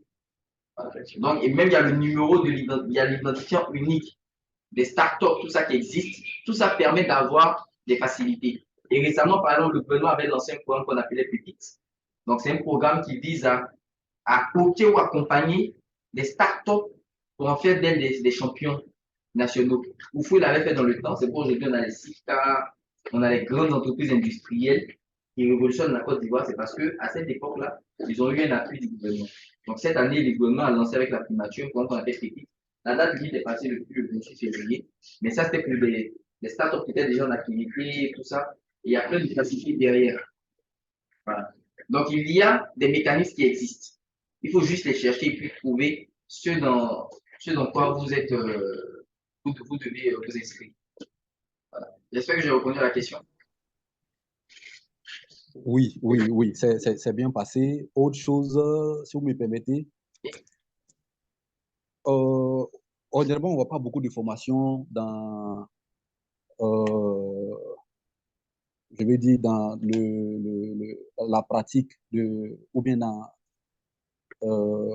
le fait de trouver une fiscalité adaptée à telle ou telle entreprise. Bon, vous avez cité le CPC. Oui. Je veux savoir, est-ce que le CPC est aguerri dans cette affaire-là? Voilà. Pour une PME. Dans quel affaire exactement? Quel domaine exactement? Pour une PME, pour une PME qui naît, oui. Est-ce qu'aujourd'hui, il y a une structure au niveau national qui peut accompagner dans le conseil réel de tel type de fiscalité adaptée en fonction de ce que je veux faire, voilà, quelque chose de vraiment adapté quoi, à l'activité, à la taille de l'activité que je veux dire. Et il y a des entreprises, il y a des incubateurs qui existent, il y a des programmes d'accompagnement à l'entrepreneuriat, il y a la CGCI Academy avec son programme d'entrepreneuriat, il y a des incubateurs, j'en connais certains incubivoires, pas mal, il y a des incubateurs qui existent pour accompagner l'entrepreneuriat. Il y a des listes, si tu tapes sur Google, incubateurs de start-up de Côte d'Ivoire, des listes vont sortir, et ceux-là, tu peux les approcher, et puis discuter avec eux. Mais ce n'est pas gratuit. C'est pas gratuit, c'est des conseils qu'ils vont t'apporter, c'est pas gratuit. Mais toujours est-il que c'est vrai qu'il est important d'avoir de bonnes orientations, mais il faut également, vous, à votre niveau, faire aussi des recherches. Faire des recherches pour bien comprendre votre secteur d'activité, tout ce qui rentre en ligne de compte, même au niveau des PME également. Par exemple, tout le monde apprend toujours, hein. Tout le monde apprend. Donc aujourd'hui, si vous voulez créer une entreprise dans un domaine bien défini, vous pouvez même vous approcher d'un comptable pour lui dire, bon, je vais créer mon entreprise. Donc, comment ça va se passer au niveau de la comptabilité, de la fiscalité, généralement, quelles sont les déclarations qu'on fait, comment ça se passe, l'impôt, c'est combien par mois, tout ça. Donc, vous pouvez vous renseigner. Si vous n'avez pas les moyens d'aller prendre les services d'une structure spécialisée, vous pouvez vous pouvez vous renseigner auprès de personnes qui ont déjà créé des entreprises, des comptables, des amis comptables, des amis chefs d'entreprise, vont vous orienter. Et puis, même pour avoir des informations qui peuvent vous aider à démarrer. Voilà, maintenant, si la question est vraiment trop pointue, là, mettons, il faut vous approcher de certaines structures d'incubation, d'accompagnement des startups. Le ministère de la Jeunesse, je sais qu'il y a un service qui accompagne aussi les startups, les jeunes entrepreneurs. Le ministère de la Jeunesse, la CGCI Academy, voilà. Et souvent, il y a des jeunes entrepreneurs également qui ont des fédérations. dans des fédérations de jeunes entrepreneurs ou à l'intérieur, ils font du coaching, tout ça. Par exemple, j'ai un ami qui est président d'une fédération de jeunes entrepreneurs également. Donc, tu vois qu'il fait aussi du coaching, tout ça. Voilà. Donc, tu peux t'approcher, tu fais des recherches, même les jeunes entrepreneurs. C'est que moi, par exemple, si tu m'avais contacté directement, que tu me posais la question, j'allais te répondre sans forcément te demander quelque chose. Donc, tu peux avoir des informations, il faut surfer sur les opportunités. Voilà. C'est compris, c'est compris. Il faut taper toutes les portes. Merci beaucoup. Ça n'y a pas de problème. Ok.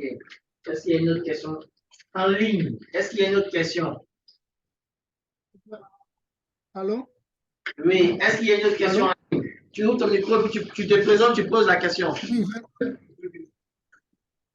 ok, je suis Gagné Begré Jean-Claude. Je dis vraiment merci à l'intervenant.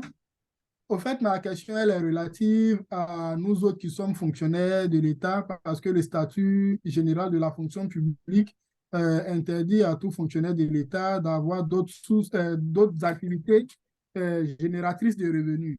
Alors que nous tous, nous sommes conscients que seul le salaire ne peut pas subvenir réellement aux besoins de la famille qui est grandissante, surtout que nous sommes en Afrique. Donc, avec son expérience, est-ce qu'il ne peut pas nous donner quelques stratégies en tant que fonctionnaire pour pouvoir aussi se lancer dans l'entrepreneuriat? Merci. Ok, d'accord. Donc, bon, dans l'entrepreneuriat, effectivement, l'entrepreneuriat peut avoir plusieurs définitions. C'est vrai qu'aujourd'hui, ce que j'ai expliqué, c'est l'entrepreneuriat qui part du constat d'un problème, tout ça, tout ça. Mais également, l'entrepreneuriat, c'est aussi mener des activités qui peuvent nous permettre de pouvoir avoir une certaine autonomie, tout ça. Donc, il y a plusieurs choses. Ça peut donner plusieurs définitions. Maintenant, vous, dans votre cas, vous êtes fonctionnaire. Et c'est vrai qu'effectivement, le statut de la fonction publique ne vous permet pas de pouvoir faire des activités parallèles. Mais par contre, si vous avez quelque chose que vous voulez faire, ça peut être une activité à revenu récurrent. Je ne sais pas, peut-être ouvrir un restaurant, griffe, hein, je dis comme ça, ouvrir un restaurant, ou bien peut-être ouvrir un restaurant de nuit, ok, pour que les gens viennent manger les soirs, de l'APF ou bien du poisson braisé. Vous pouvez trouver des gens qui vont travailler là-dedans. Donc, ça dépend de ce que vous voulez faire. Si vous voulez générer des revenus additionnels, moi, ma grand-mère l'a fait. Et elle a scolarisé 12 enfants. Mon grand-père était fonctionnaire. Il avait un salaire de 40 000, il lui donnait, et elle faisait du placalidome à la maison. OK? Et ils ont scolarisé 12 enfants avec ça. Et aujourd'hui, ils sont des cadres même dans des entreprises. Donc, si vous avez un revenu, si vous voulez avoir un revenu additionnel, vous pouvez opter pour ce genre de stratégie. C'est-à-dire investir dans des activités à revenus récurrents. Récurrent, ça veut dire que ça fait rentrer de l'argent chaque jour, chaque mois. Donc, investir dans ce genre d'activité, moi, je ne vous conseillerais pas, à titre personnel, pour être dans l'entrepreneuriat, d'investir dans des projets que vous ne maîtrisez pas. C'est-à-dire, un jeune va venir te voir, j'ai un projet d'application, si on investit dans 1 mois, 2 mois, ça va générer ça. Je ne vous conseille pas. Parce que ça, c'est un autre domaine. C'est-à-dire, l'entrepreneuriat comme pour nous, là, un griffe, excuse-moi du terme, nous sommes des cabris morts. C'est-à-dire, on est en danger perpétuel. Ça, c'est un autre type d'entrepreneuriat. C'est risqué. Je vais vous expliquer, moi, il m'a fallu combien d'années. C'est très risqué l'entrepreneuriat dans l'innovation et dans ce qui n'existe pas encore, mais dans ce qui est nouveau. C'est quelque chose de très risqué. Parce que ça peut marcher comme ne pas marcher. À tout moment, il peut y avoir des événements. Est-ce que vous comprenez? Et si vous n'êtes pas, si vous n'avez pas une bonne base, surtout financière, vous dégringolez. C'est-à-dire, c'est très risqué, mais c'est passionnant et c'est durable. Parce que c'est ce qui révolutionne la vie même des pays, l'existence des pays. Je vais vous expliquer comment j'ai commencé et là où je suis en train de partir. C'est comme ça. Mais dans votre cas qui est fonctionnaire où vous voulez investir, c'est d'investir dans des activités à revenus récurrents. C'est le conseil que je peux vous donner. Ciblez au quartier, regardez qu'est-ce qui peut être fait. Une entreprise peut commencer comme ça. Une entreprise peut commencer comme ça. Ça peut être par quelque chose qui est petit ou ce sont peut-être des taxes communales que vous payez. Vous ciblez une activité, ça peut être du mobile money, ça peut, je ne sais pas, je dis beaucoup de choses comme ça. OK? Vous ciblez une activité à revenus récurrents dans laquelle vous lancez. Mais ça commence petit. Ce sont des taxes communales, petit à petit, mais c'est grandissant. Si vous avez une vision, ça devient grandissant. Ça se développe. Ça se développe. Et donc, maintenant, après, c'est tellement développé que pour gérer, il faut une bonne gestion. Et puis, vous êtes fonctionnaire. vous pouvez mettre le nom d'un parent, le nom de votre femme ou le nom de votre fils, quelqu'un par qui vous créez l'entreprise. Mais c'est vous qui managez l'entreprise, c'est vous qui donnez l'orientation, c'est vous qui financez l'entreprise. Et ça génère, ça génère, ça génère. Et je vous assure que c'est comme ça que vous préparez votre retraite. Voilà. Après, ça se développe. Ça peut être, je vous l'ai dit tout à l'heure, un petit grain de ça peut devenir une maison. OK? Mais je vais t'expliquer. Par exemple, si c'est une activité, par exemple, d'alloco au quartier, un exemple, hein, comment ça peut se développer? Alloco au quartier. Votre femme, par exemple, fait le meilleur alloco, ou bien votre fille, ou bien une fille que vous avez embauchée, fait le meilleur alloco. Vous préparez son salaire peut-être sur un an, bon, même pas sur un an, sur 2 ou 3 mois. Vous cherchez une chaîne d'approvisionnement de la banane. La banane au marché, ça coûte combien? Vous achetez d'abord. Après, vous cherchez une source d'approvisionnement à l'intérieur. Chez une dame avec qui vous prenez la banane pour faire la loco comment on appelle ça, continue. Donc, vous commencez votre alocodome au quartier. Les gens viennent manger à 16 heures. Ok, c'est bon, les clients augmentent. Vous augmentez votre capacité. Ce n'est plus une régime de banane. Maintenant, vous passez à 3 régimes, 4 régimes. Vous faites la quantité de vente en ligne. Les gens peuvent commander leur livre au bureau, ainsi de suite. Après, vous allez voir que peut-être vous faites tellement du bon à locaux que les gens quittent pour venir manger. Donc, ça vous emmène à ouvrir un autre point dans un quartier. Ainsi de suite, ça se développe, ça se développe, ça se développe. Et après, maintenant, ça devient une chaîne. Pour faire cette gestion, ce n'est plus comme ça se fait. Donc, vous pouvez mettre en place maintenant une entreprise de restauration. Et là, maintenant, ce n'est plus la loco seulement que vous faites. Vous faites d'autres choses. Au fur et à mesure, à midi, les gens doivent manger. Vous leur livrez la nourriture au bureau, de manière structurée. Progressivement, avec un plan stratégique bien défini, votre petite entreprise qui a commencé avec de petits moyens va se développer jusqu'à ce que ça devienne une entreprise. Qui dit qu'après, vous nous faites une plantation de bananes au lieu d'acheter la banane? Voilà, donc ça vous dit qu'à tout projet, il suffit juste d'avoir l'idée de savoir ce que vous voulez faire et puis commencer avec une vision bien définie. C'est-à-dire quoi? Vous faites un plan, vous vous asseyez, vous prenez une feuille. OK, aujourd'hui, j'ai 50 000 en main. Bon, les 50 000, je vais acheter un bidon d'huile, je vais acheter ça, je vais acheter ça, je vais acheter ça. Je vais faire une petite table. Bon, ma fille va commencer à vendre devant la maison. Ainsi de suite, vous commencez. Ou bien quelqu'un va commencer. Ce sont des exemples pleins comme ça. Vous commencez. Au fur et à mesure, ça grandit, ça grandit. Il y a un plan. Donc, on sait qu'aujourd'hui, on est à telle étape, mais dans quelques mois, on doit arriver à telle étape. Après, on doit arriver à telle étape. Après, on doit arriver encore à une autre étape, jusqu'à ce que ça grandisse. Est-ce que vous comprenez? Moi, par exemple, j'ai mon père, avec toutes les crises qui ont eu lieu, tout ça, finalement, il a démarré une entreprise avec un de ses amis dans l'hydrocarbure. Donc, ils font la livraison des gaz. Ils ont une entreprise qui fait ça. Au départ, c'était des petits points de gaz au quartier qu'ils avaient. Mais aujourd'hui, je vous assure qu'ils ont plus de 20 camions, je ne sais même plus combien ils ont. Où ils sont maintenant, ils livrent le gaz dans des régions de la Côte d'Ivoire, où c'est eux ceux qui doivent livrer. Mais quand ils commençaient, c'était juste quelques petites boutiques qu'ils avaient. Mais aujourd'hui, l'activité a grandi, grandi, grandi. Ils ont épargné et puis ils ont pu avoir des prêts avec des banques. Ils ont mis des choses en garant. Ils ont pris des prêts des banques pour acheter des camions de livraison, ainsi de suite, jusqu'à ce qu'aujourd'hui, ça grandisse. Donc, il a eu un problème de santé. Donc, du coup, l'activité est tellement dense qu'il lui-même, il est parti, il allait s'installer à Boaké. Et à la maison, avec sa femme, ils ont commencé à faire de la restauration à la maison. Donc, il faut installer le voir, mais effectivement, ils ont commencé, les soirs, les gens viennent manger. Mais eux assurent qu'aujourd'hui, il a 2 tricycles qui font la livraison. Et je pense qu'il est le seul qui fait la livraison de la nourriture à Boaké. 2 tricycles. Il a fait sa chose. Il a construit un hangar dans la cour où ils vendent la manger là. Ils font une recette journalière. Journalière d'au moins, s'ils n'ont rien vendu, au moins 200 000 par jour. Au moins 200 000, je dis 200 000 par jour qu'ils font. Dans la vente de nourriture, 200 000 par jour. Et il a grandi, il est allé, comme on avait là, aujourd'hui, ils ont des tricycles qui font la livraison, ainsi de suite. Donc, quand il était venu à Abidjan, on parlait. Et puis, il me disait, voilà, aujourd'hui, on a un problème, les choses ont augmenté sur le marché, le riz a augmenté. Je vous ai dit, un grain de ça peut devenir une maison. Je lui ai dit, tu sais, le vieux, le riz a un cycle de production de 3 mois. Le riz a un cycle de production de 3 mois. Tu plantes le riz, 3 mois après, ça produit. 3 mois après, on récolte. Et puis, on peut manger. Et chaque 3 mois, tu peux faire du riz. Et tu sais que le riz a augmenté sur le marché. Les semences de riz, ça ne coûte pas cher. Trouve un bas-fond, mets des gens, donne-leur l'assurance, ils travaillent. L'assurance de riz, là, faire un hectare de riz, je crois, l'assurance, c'est trop, ça atteint, c'est 7 000 francs, l'assurance. Faire un hectare, mais après, il y a les intrants qui rentrent en ligne de compte, les engrais, la surveillance, tout ça. Mais on n'investit pas énormément. Mais un hectare de riz peut produire combien de tonnes de riz? Donc, maintenant, je lui dis, tu investis, si tu as trop investi dans un hectare de riz, peut-être c'est 100 000, peut-être, ou bien 50 000, je ne sais pas. Mais ça va te produire combien de sacs de riz? Donc, tu as ta chaîne d'approvisionnement, et chaque 3 mois, tu vas faire le riz au compte, mais tu vas vendre le riz aux autres. Un grain de sable peut devenir une maison. Donc, ça veut dire que tout projet est voué à se développer pour avoir une dimension industrielle. Tout dépend de celui qui a le projet, qui a l'idée.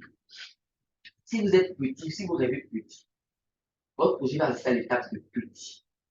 Mais si vous rêvez grand, votre projet va prendre une dimension grande, une dimension industrielle. Tout dépend de celui dans la main de ça. Ça peut sembler une petite idée, vous êtes fonctionnaire, vous voulez faire une activité à revenu récurrent pour préparer votre retraite, pour tant. Ça peut commencer comme étant une petite idée, mais si vous y mettez du sérieux, ça peut devenir une chaîne industrielle. Je vous assure. C'est comme ça, c'est la magie de l'entrepreneuriat. Merci. C'est bon, j'espère que j'ai répondu à votre question. Donc, est-ce qu'il est là? Donc, je ne peux pas vous dire exactement. Oui, je suis là, vraiment, merci.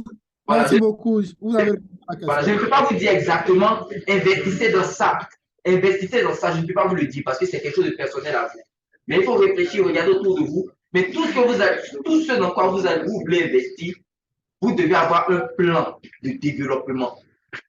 C'est comme ça que vous allez devenir un grand fonctionnaire dans sa retraite où il n'a rien à envier. Ça peut être même quelque chose que vous faites dans votre village. Hein. Ça peut être une plantation que vous préparez. OK? J'ai parlé du riz qui a un cycle de production de 3 mois. Il y a le maïs également qui a un cycle de production de 3 mois. Ça peut être des choses dans lesquelles, comme ça, vous investissez. Vous avez de la famille au village. Vous payez les semences. Vous mobilisez les jeunes du village. Vous leur préparez des perdièmes. Chaque mois, vous leur donnez un peu d'argent. Ils travaillent, ils font la plantation. Quand la récolte arrive, vous prenez le camion, il y a des acheteurs. Ils achètent, vous vendez. Voilà. C'est-à-dire, ça peut être. Ça, je ne peux pas vous dire exactement dans quoi, mais moi, je suis passionné de l'agriculture. Donc, c'est pourquoi je parle beaucoup de ça. Voilà. Donc, parce que, quel que soit Alpha, on mange toujours. Même un développeur a besoin de manger pour mieux réfléchir. Donc, voilà. Donc, réfléchissez ce dans quoi vous allez investir, mais mettez-y du sérieux et ayez un plan de développement stratégique qui est défini. Voilà. Oh, merci beaucoup.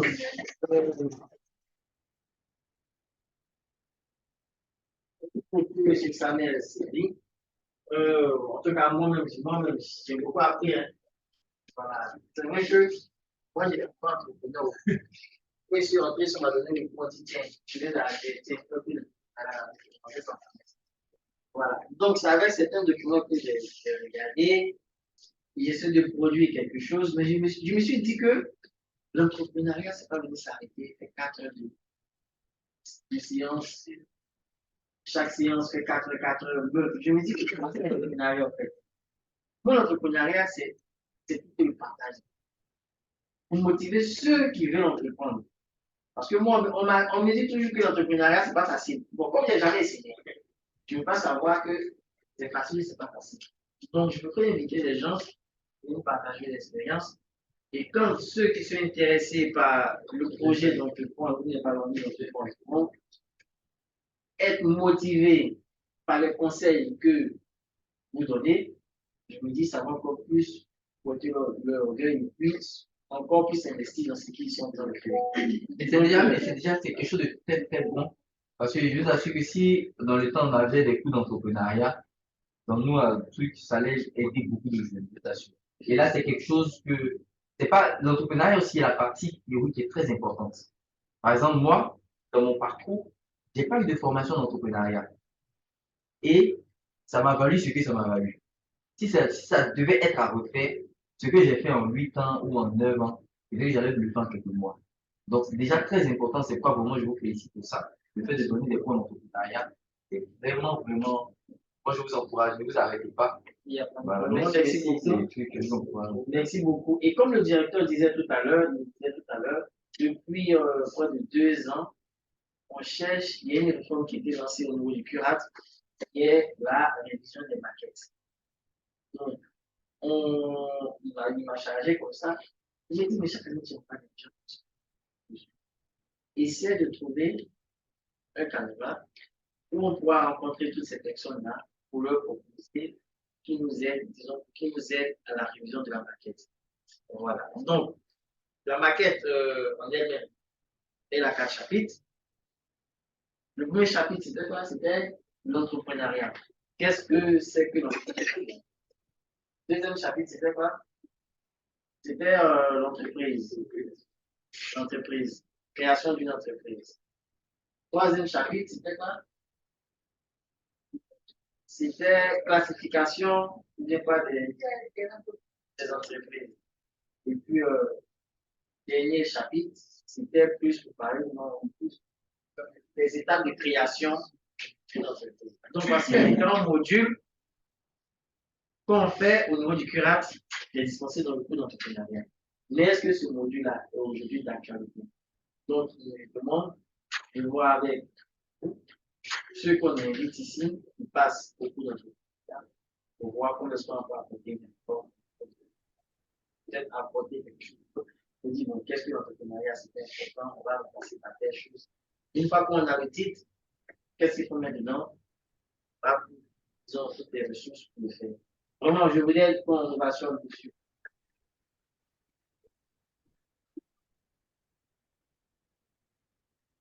Donc, bien pour de son expérience, il a amené des exemples de son parcours quand il parlait de la Corée. C'est pratiquement le cas de la Russie. Moi, j'ai fait la Russie.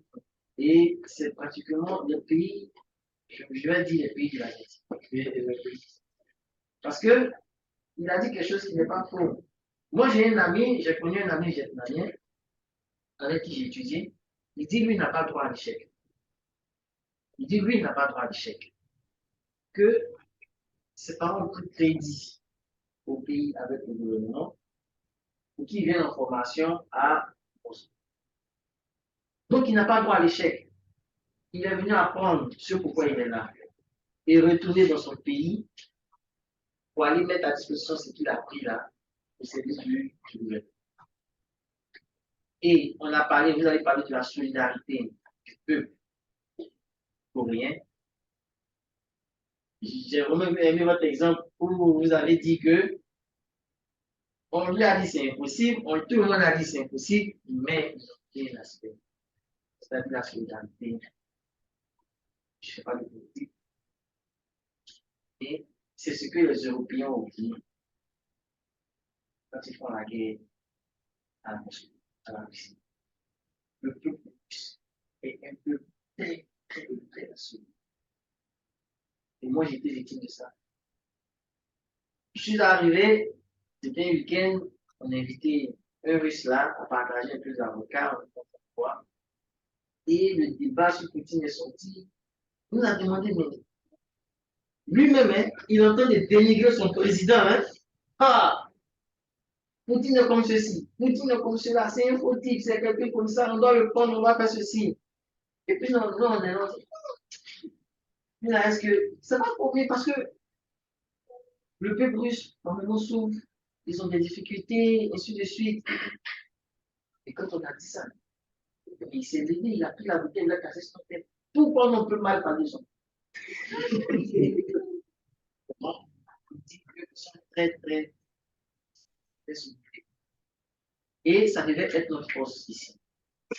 Ça devait être notre force. Il faut être souffré. C'est bon. Donc, je vais terminer sur ça. Je vais encore une fois de plus.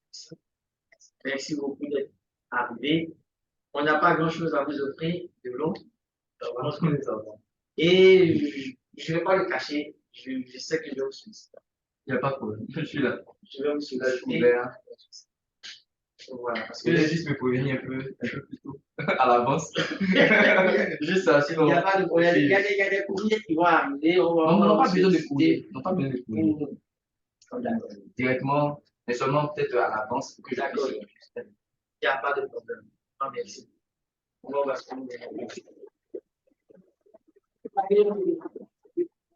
Ok, d'accord. Donc, en mot de fin, je veux vraiment que vous puissiez retenir ce qui a été dit et puis garder aussi le fait que vous devez tout à votre pays. C'est-à-dire quoi? Ne pensez pas uniquement à vous. Dans toutes les actions que vous allez faire, pensez à votre pays, à Côte d'Ivoire. C'est votre pays, c'est votre pays. Soyez patriotes. Écoutez, lisez l'hymne national de la Côte d'Ivoire. Je ne vous dis pas de chanter. Lisez, téléchargez l'hymne national de la Côte d'Ivoire. Et puis lisez la commune lettre.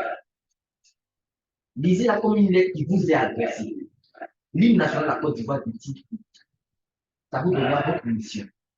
Soyez patriotes dans l'âme de votre famille. Qu'est-ce que vous allez faire? Est-ce que c'est vous? Est-ce que c'est en réfléchissez comme ça. C'est ce que tout ce qu'on a dit, c'est ce que tous les pays asiatiques qui ont aujourd'hui connu le développement ont financé les grandes puissances. On se plaint souvent, on rit que les Chinois mangent des souris, mangent des cafards. Vous savez pourquoi? Vous savez pourquoi ils le font? Lorsqu'ils ont décidé de prendre en main leur développement, ils sont passés par ce processus que j'ai défini. Mais ça nécessitait un sacrifice.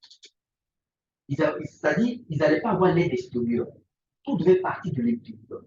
Donc, ils ont essayé de se sacrifier. C'est une décision qu'ils avaient prise. Donc, quand ils ont commencé, il n'y avait pas à manger.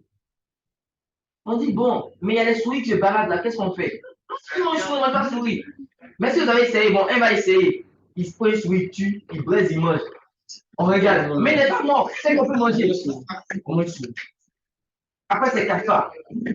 Parce qu'ils ont vécu des moments de famine où il y avait des sous-communes. C'est-à-dire, dans le quartier, on ne pouvait pas pour tout le monde. Et tout venir faire le rang, chacun prend son bol. Une fois par jour. Mais pendant ce temps, ils se formaient. Ils partaient, ils envoyaient d'autres à l'extérieur pour aller apprendre des métiers. Et ceux qui partent, ils reviennent, ils forment des milliers de personnes. Pour le pays. Vous devez apprendre ce sens de la solidarité. Si vous lisez l'hymne national de la Côte d'Ivoire, vous allez voir que c'est vrai. Le pays nous appelle. Qu'est-ce que vous dites? Réfléchissez. C'est vous qui devez faire l'avenir de la Côte d'Ivoire, pas quelqu'un d'autre. C'est vous. Regardez ça ici. Et tout ce que vous allez faire, que cette mentalité puisse guider vos pas. Merci. Merci beaucoup.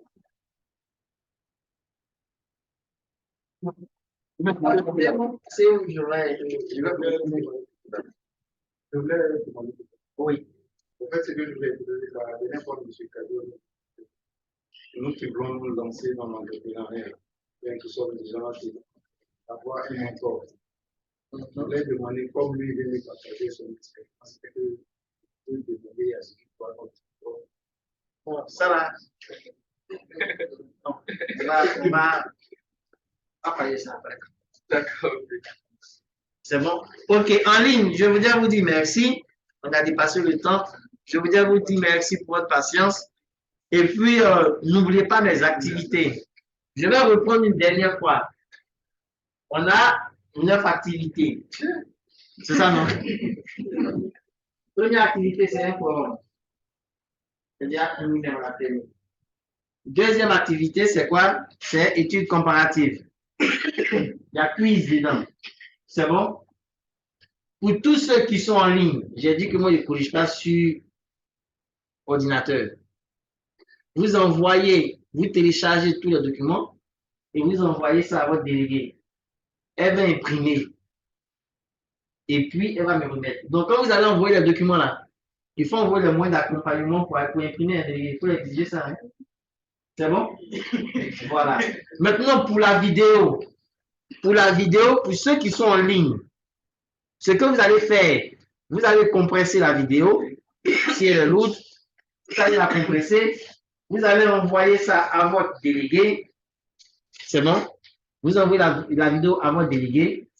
La déléguée va prendre toutes les vidéos, en plus de ceux qui sont présentiels. Elle va mettre ça sur une clé et va me remettre la clé. C'est bon? Que je puisse partager. Et moi, je finis de télécharger. Je vais remettre à d'autres personnes qui vont regarder les vidéos. Parce que c'est pas moi qui sélectionne les 5 vidéos. Hein.